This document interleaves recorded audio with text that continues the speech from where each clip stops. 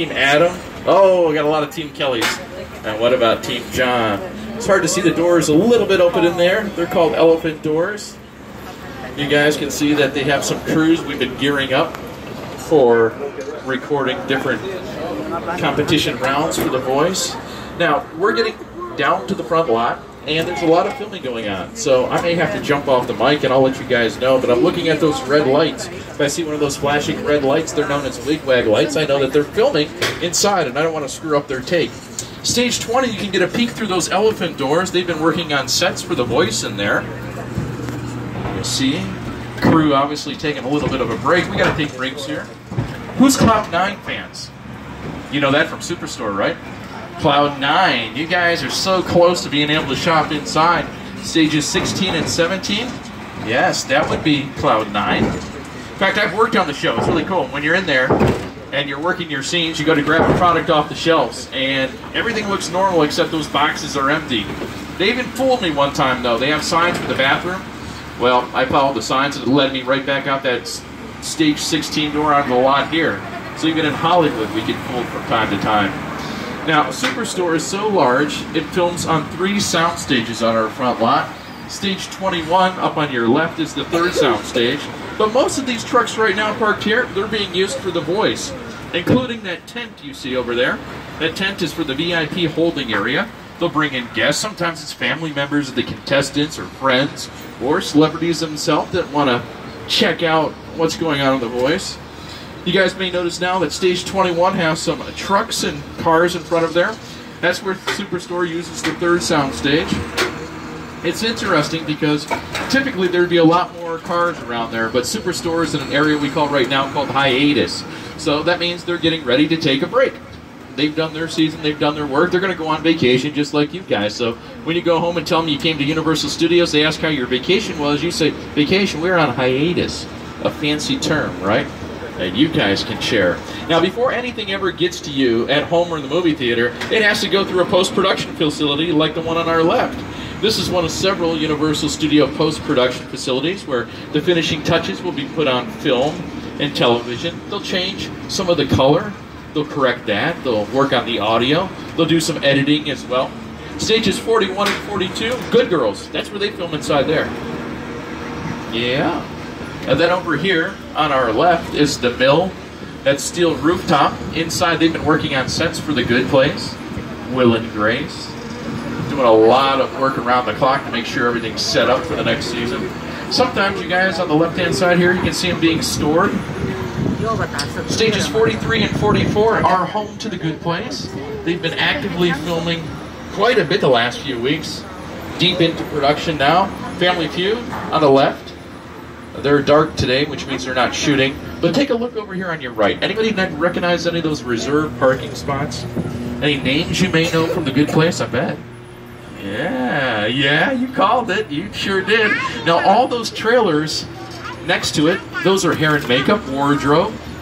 You'd also have the trailers for the stars. See how close they are to the sound stages? Makes it easy for them to jump out, do a change of wardrobe.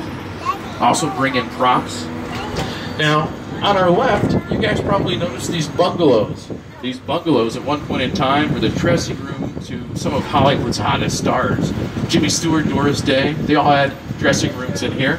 Now there are offices for some of the hottest producers, directors, and writers here in Hollywood. Jennifer Lopez has a place in here. Elizabeth Bank as well. She's got a place. This is an area where a lot of the concepts are developed. Sometimes the executives will bring down actors to meet about a project, and sometimes they may have them even do a screen test to see if they're right for the role. A lot of activity happening here, and you guys notice that it's late in the afternoon, but all these parking spots are full. That's because we work around the clock here in Hollywood to bring you all these things. Who's an Alfred Hitchcock fan on your left? Bungalow 5195 was his office, now home to the De Laurentiis company, who's brought you Hannibal to the big and small screens. Stage 22, over on your left, is being used for America's Got Talent. See, you can see some of the contestants taking a break, right, in between shooting. You guys are going to have to check out America's Got Talent. Wish them luck. They're waving at you. Will and Grace typically films in stages 22 and 23 sometimes. But see, they're on their break right now too. So you get a little idea of how all this stuff comes together. And you see the crews all scattered around here, getting ready for the next part. Now we're leaving the front lot behind and we're headed into the back lot. This is one of my areas that is the favorite. I'm going to be honest with you guys, because this is where things happen on a very big and large scale. I was talking with some of you guys from New York City. Yeah, I'm going to bring you to our New York City. You may even get homesick. I don't know. If you saw the latest Pink video over on your left, that's where she was spinning in front of the wall there and come home. These are known as facades because basically all you guys are going to see are the front of these areas. Now the facades, as you can tell as we get closer, those aren't real bricks, are they? Nope. Yeah, who said no? Yeah. Little foam, rubber, plastic. But they look good on camera, don't they? And you put in a little bit of the artwork and the decorations in there. And you guys, we just wandered into London Square. See how we can do that so quickly? We have our own marquees for shopping malls in here. Notice how the windows at the very bottom, all the way toward the top, they get smaller at the top. That's called forced perspective. We do that to fool you. We make these buildings look a lot taller than what they really are. That way at home, you guys don't know that they're only about 50 feet tall. Instead, they look like they should be in the middle of a city. Now remember, Jimmy Fallon is a co-host here. So Mr. Jimmy Fallon wanted to point out a few things. First, though, take a look at our mural. That's the latest addition out here in the lot in honor of some of our monsters, because Universal's known for its monster movies. See Dracula up there, Frankenstein. Yes, and the creature from the Black Lagoon. I'll show you where he came out earlier on. Meanwhile, Jimmy Fallon wants to welcome you to New York. Hey everyone, welcome to New York. And you can see that America's Got Talent is filming right there. Saturday Night Live. This is actually my old neighbor. I was got mom over there. An old woman. Tough lady. This is my favorite hot dog guy. Hey buddy, how's it going? Remember me? No. Just like old times. Gotta love New York City. Hey, it's cool guys. I was just, just walking there. So it's not exactly New York, but a lot of times when you see New York in the movies, it was shot right here on the Universal Metro sets. If you can make it here, you can make it anywhere. Even if you make it here on the Universal lot. Yeah, it's a busy lot. You saw America's Got Talent filming. And then you're going to come up here on our right. And the last time I was spinning around, they've got craft services set up. So in other words, when we're working out here these long hours, 12 and 14-hour days, yes, dinner time. That's where we eat. Catering's brought in. Cast and crew will sit out there, buffet style. I'm telling you, I've had some great meals, steak and lobster. Fridays are good. I like working on sets on Fridays. I've also had meals where they're just pizzas, but they're good. Now, you guys, if you remember SWAT, it was filmed on these streets, the season opener for SWAT, and they had those explosions and the high falls. That was done here as well. So we do a lot of different things here in time, and we've worked with a ton of different directors over the years, including Mr. Steven Spielberg, Angelina Jolie. I mentioned Jordan Peele too, right? Well, you guys will also know of this gentleman by the name of Peter Jackson. It's the original King Kong that made me want to direct movies. I saw that movie on TV when I was about 8 or 9 years old, and I wanted to become a filmmaker.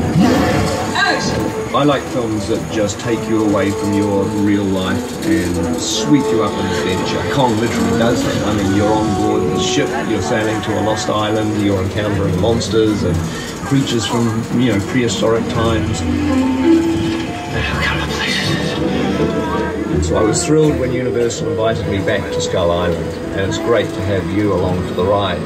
Now, we have created this 3D immersive experience, so you're going to have your glasses ready. Don't put them on yet, but just have them in your hand because we're about to return to Skull Island. And before we do that, I want to remind everybody to please remain seated. Keep your arms and legs inside the tram at all time.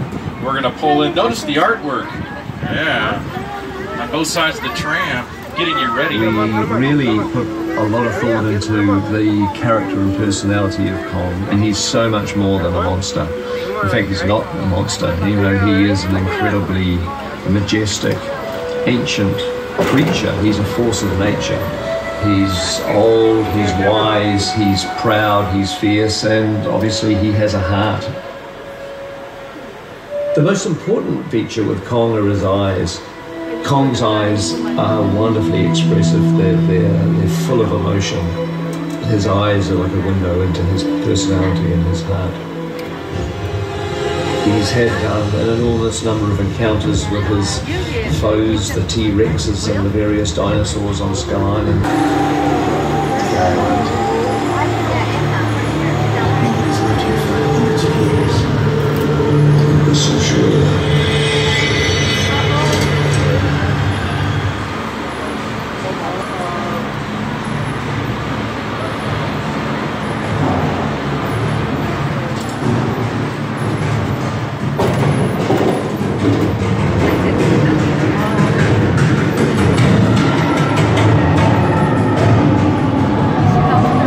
Glasses on, everybody.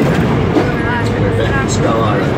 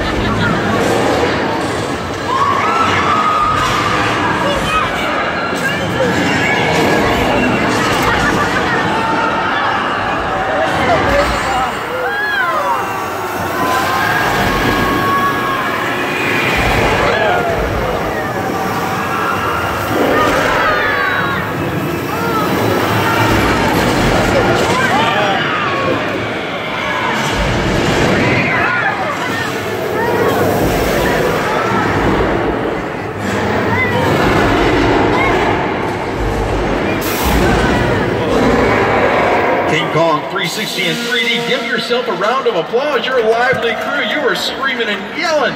Did we lose anybody, right? I hope not. That was intense. You can go ahead and take off those 3D glasses. We'll use them later, though, so hold on to them. Wow. You guys are scared. You're laughing. Now, I told you at the beginning of our trip that I would give you the inside scoop on how we do some of these things. Take a look at your screen.